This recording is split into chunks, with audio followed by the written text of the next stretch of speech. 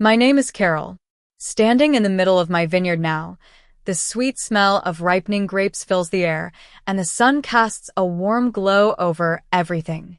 But 6 months ago, everything was different.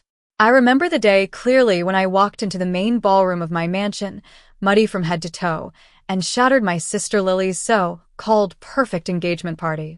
My family has a long-standing winery in Sonoma Valley.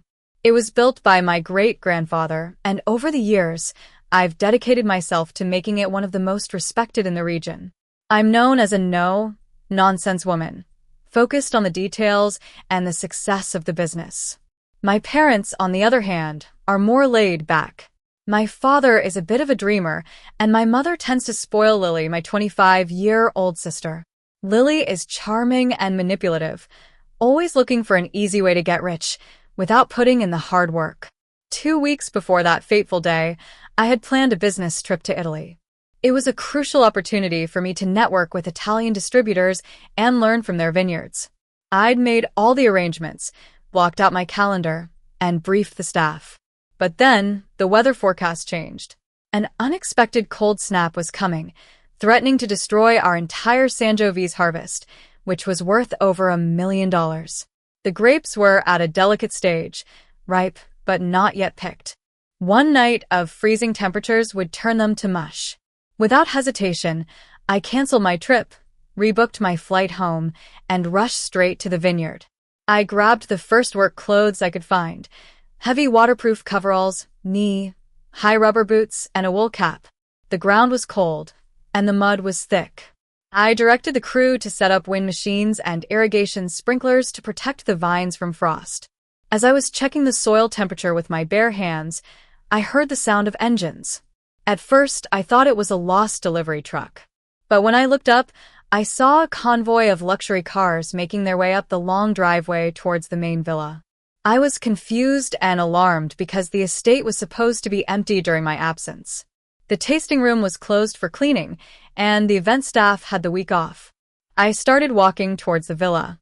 As I got closer, I could hear music and laughter. Someone was throwing a party in my house. When I reached the terrace overlooking the valley, I saw Lily in a designer white gown, surrounded by guests. She was laughing with a tall, handsome man named Ethan, who was heir to a tech fortune, and his parents, Mr. and Mrs. Thompson. Just then, a champagne cork hit me in the shoulder. Everyone on the terrace turned to look at me. I must have looked like a mess, covered in mud from head to toe. Lily pointed at me and said, "Don't worry about the gardener. She's just a hired hand we keep around out of pity." Mrs. Thompson looked at me with disdain. Lily continued, "She's a bit greedy and difficult. It's best not to interact with her." I was furious, but I knew that if I confronted her right then, she'd find a way to spin it.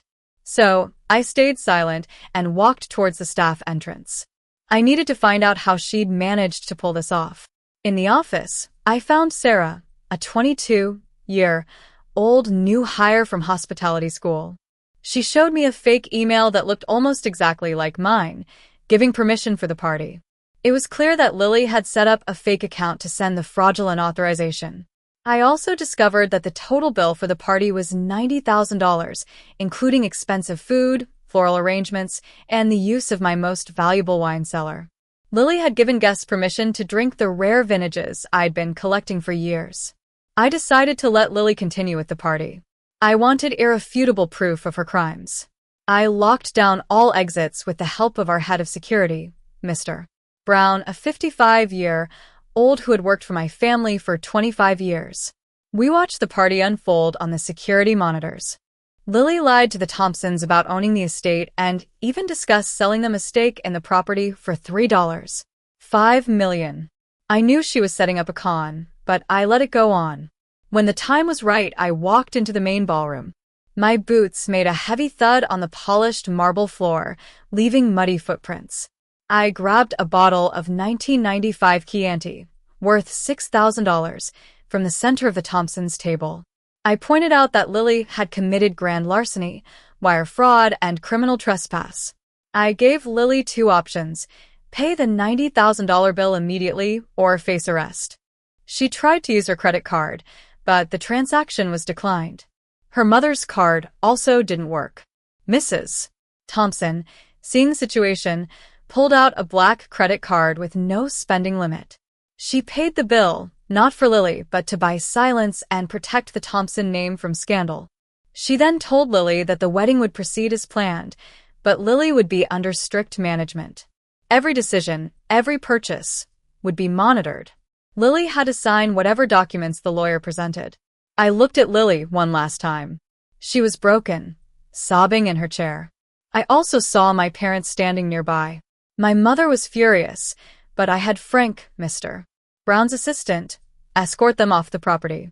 They had always supported Lily's wrongdoings, and I was done with their enabling. 6 months have passed since then. The wedding went ahead as planned, but Lily is now like an employee in the Thompson family. She traded her freedom for wealth and status. My mother still calls me cruel, but I believe I did the right thing. I refuse to be a victim of Lily's schemes. I protected my vineyard, my business, and my future.